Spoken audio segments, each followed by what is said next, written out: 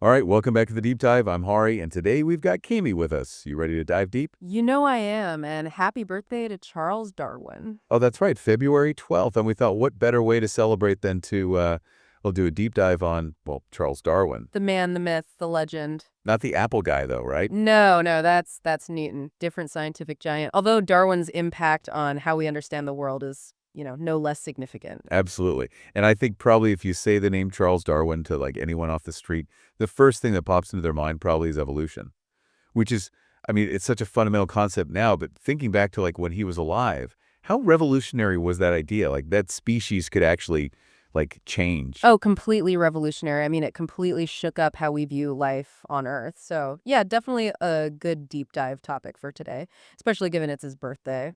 Perfect. So maybe just for like a quick refresher for people who might not remember everything from their high school zoology class, what exactly did Darwin propose with his theory of evolution? Like what is natural selection all about? Okay, so at its core, right, Darwin's big idea was that all life on Earth, everything, shares a common ancestor, and that the amazing diversity of life we see today is the result of this process called natural selection. So imagine, like, a population of finches living on an island. Within that population, there's going to be natural variation, right? Some finches might have slightly stronger beaks than others, or some might have slightly duller colors. And if something happens, like, say there's a drought and only these tough-seeded plants can survive, well, guess what? Those finches with the stronger beaks have an advantage. Right. They're better equipped to get to the food, more likely to survive, reproduce, and pass those strong beaks on down to their offspring. Over many generations, you start to see these noticeable changes in the finch population, and eventually, you might even get a whole new species. Oh, wow. So it's like nature is constantly running this giant experiment and sort of like favoring the traits that fit the environment best.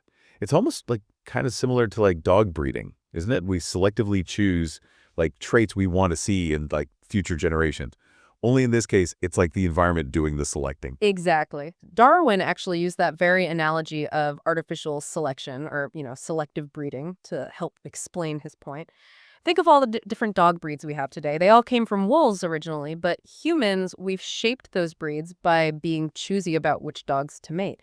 And nature kind of does the same thing, just like you said, on a much, much longer time scale. It's crazy to think about. Now, I know that Darwin didn't come up with this theory completely on his own.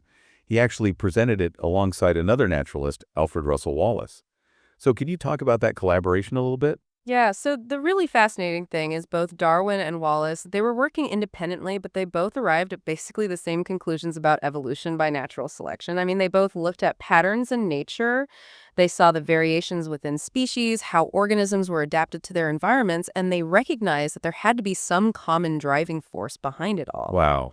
It just really speaks to like the power of scientific observation and these universal principles that are kind of waiting to be discovered.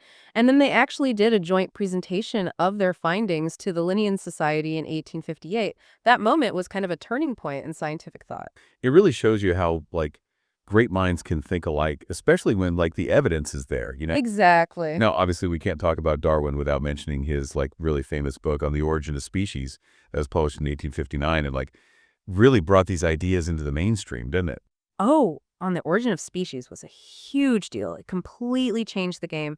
Darwin was super meticulous. He laid out all his arguments, backed them up with tons of evidence from decades of research and observations. The book really sparked some intense debates because, it challenged these long-held beliefs about species being fixed and unchanging. It must have been a really, like, controversial book for its time. Yeah, definitely. So essentially, Darwin like flipped the script on how we understand life itself and like where we came from. But like, I can imagine it wasn't all smooth sailing, right? Like people must have pushed back against this idea. You're absolutely right. The idea of evolution itself, that actually did gain acceptance fairly quickly, especially among scientists. But natural selection, that took a little longer for people to really accept as the main mechanism behind it. Back then, scientists didn't fully understand how inheritance worked. It wasn't until the early 1900s when Mendel's work on genetics was rediscovered, and then the modern evolutionary synthesis came about. That's when natural selection became like the cornerstone of evolutionary theory. It was like taking Darwin's big idea and then combining it with this new understanding of how traits get passed down. Wow. So even these groundbreaking theories need time to like develop and be like combined with other scientific discoveries. That's amazing. Now, let's not forget about the picture of the day that kind of inspired this whole deep dive. It's a photo of Darwin taken around 1868. Looking at it, you kind of get a glimpse of his world, you know? You can almost picture him sitting in his study, surrounded by all these specimens, notes, just thinking deeply about life and how it all works. It's a good reminder that behind all these scientific discoveries, there are real people driven by curiosity and a desire to learn. Yeah, I love that. It's a beautiful thing. So as we wrap up here, I think it's clear that Darwin's legacy is huge. It goes way beyond just biology. Like, his work has influenced so many fields like medicine, psychology, even artificial intelligence.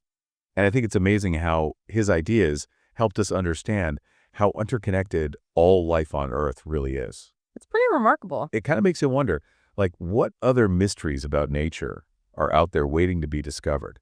And what kind of new insights will future generations bring to Darwin's, like, already incredible legacy? Lots to think about. Yeah. Well, that's something to ponder as we all continue exploring and learning. Thanks for joining us on this deep dive. It was a pleasure. Until next time.